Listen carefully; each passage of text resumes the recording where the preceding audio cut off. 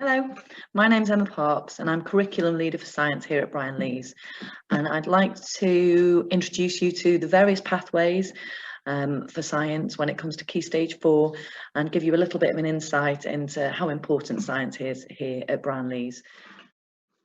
So science is a really important subject. It's a core subject, so it's core with English, maths and science.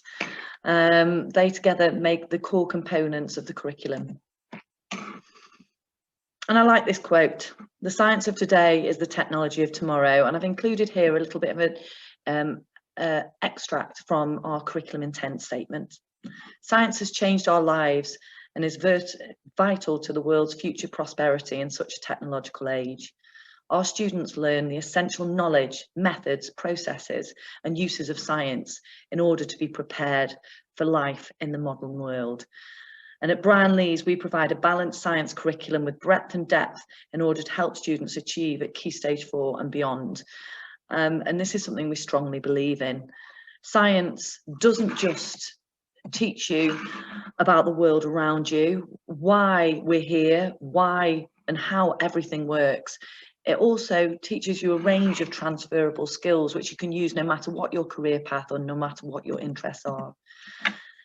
So through practical work, when we can do it properly again, and through analysing results and questioning and challenging what we see in front of us, in science you learn some really key analytical skills. Math skills make up a large part of the curriculum as well, and it's tested in the terminal exams.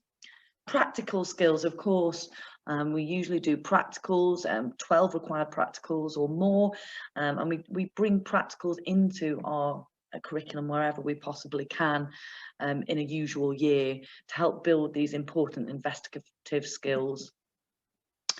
We teach students how to present and communicate. This is through the tasks they do, but also how they work together in teams within a lab situation. We give plenty of opportunities for academic reading and research, and we help try and prepare students to not only be independent learners, but critical thinkers. And this should give them the confidence to be able to develop well-structured arguments to support ideas.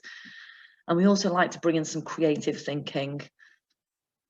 Organisational skills are also key, as well as making you world aware. So bringing in local and worldwide contexts and trying to relate what you're learning to these contexts. And that's been no more obvious than this year, how important science is in the world, with how we've responded and some of the amazing advancements that's happened in this COVID time.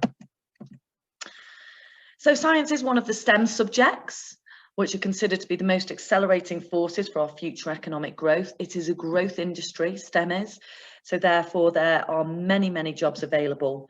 And we do know from studying our destinations and from information that we're given, that people that do well in STEM subjects do tend to earn more money in their final destination careers. And when we talk about careers in science, there are a vast number of science-related careers, and there's a vast number of careers that also do use science-based skills. So here are some of the more obvious type science-based careers that you might think of.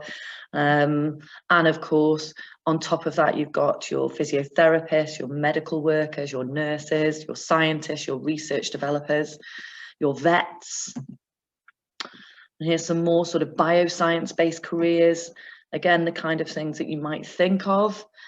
But what you might be more surprised at is some of the other careers that actually require some of the knowledge and skills that you'll learn in science. Things like being a sound technician, even a musician, requires you to have a knowledge of how music is generated, sound waves, physics. Firemen, industry workers, all need the skills and the knowledge that they learn during science. And here's some others for you. Hairdressing, basic knowledge of chemistry and also the properties of materials is needed for hairdressing. Architecture, physics, engineering, all highly linked to that career. Law, a lot of the skills you learn, this critical analysis, this developing an argument, these skills are really useful in careers in law. knowledge of synthetics, knowledge of dyes, design and creativity. They help with the fashion industry, and of course, computer design, technology design, all heavily linked to science. And very importantly, food production, farming also needs all of the information that you're likely to learn during your science lessons. So these are just an idea of how relevant science will be to you in your potential career, whatever it may be. So what routes are there at Brine Leas? Well, we offer 2 routes. Trilogy double award, that's the one at the bottom there. That's worth 2 GCSEs. Now that does include units in biology, chemistry and physics, but at the end of the course you end up with 2 GCSEs in science. This doesn't require an option, and you're taught this within normal curriculum time. Triple science, however, is different. When you finish the course in triple science, you end up with 3 discrete GCSEs. So a separate GCSE in biology, chemistry and physics. And because it's an extra GCSE, there's more curriculum time needed. So it does require one of your options. So what kind of subject matter do you cover? Well, you can see here, this is the list of main topics that are covered during the trilogy, which is the double science award, which is what people will do if they don't opt for triple. Okay, so there's a list of topics there that you can have a look through.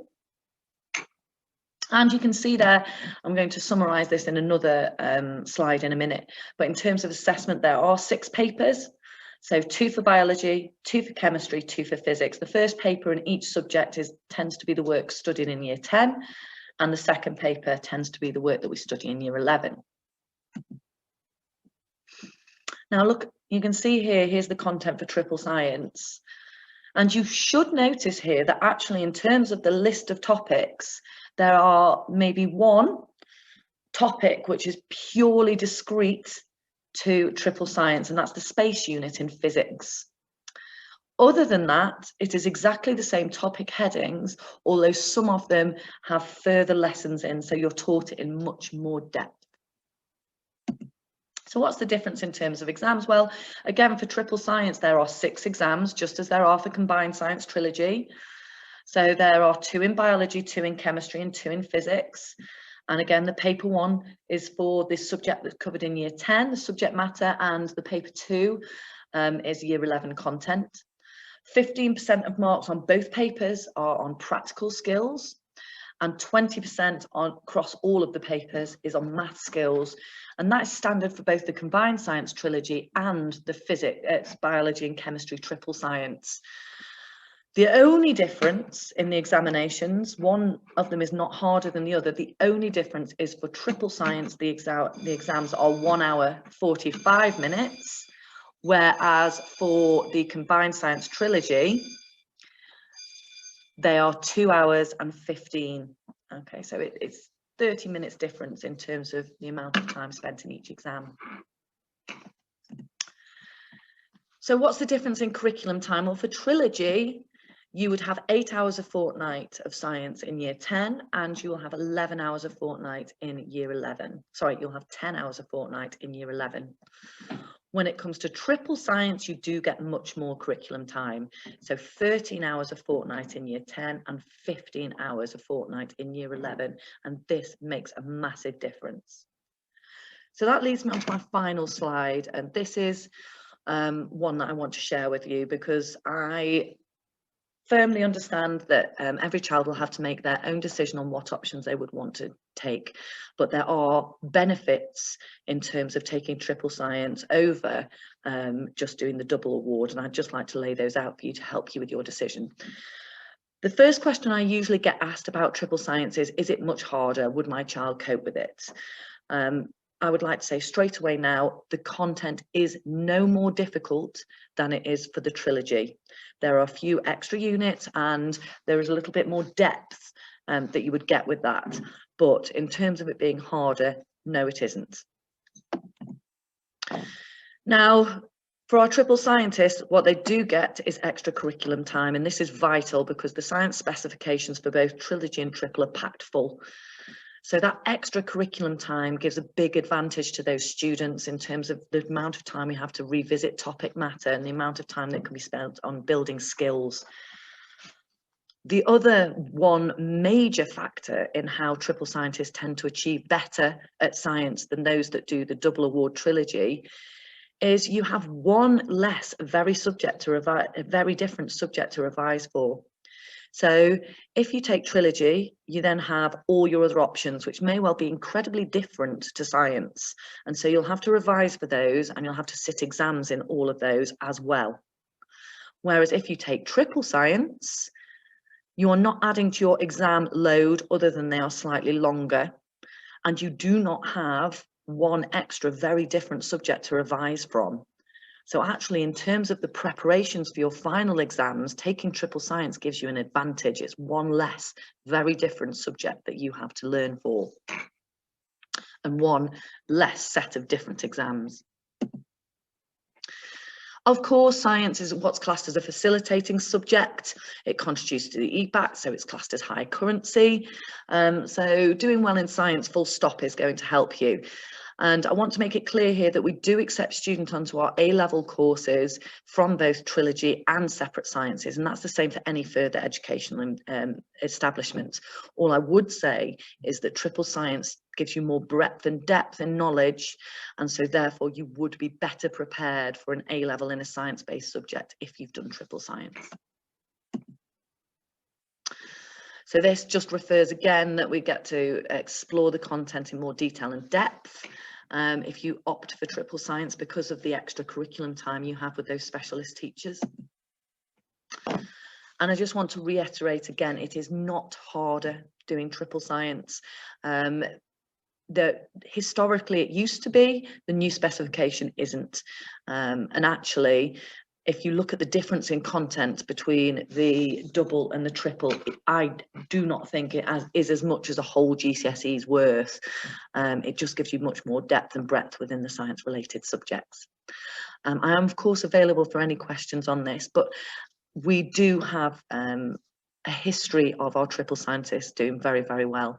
And usually around about 60% of them, if not more, always reach their targets.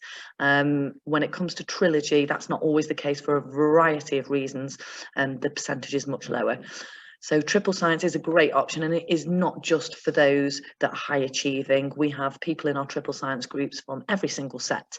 Last year we had our biggest intake of triple scientists with 4 sets, and almost half the year group had opted for triple of all different abilities, and they're all doing very well. So please don't feel that triple science isn't an option for anyone. It absolutely is. We just state really that as long as you're moving towards or being predicted a minimum of grade 4 for your GCSEs, then triple would be a suitable option, because there are still 2 tiers of entry for that, as there are for combined science. Thank you very much.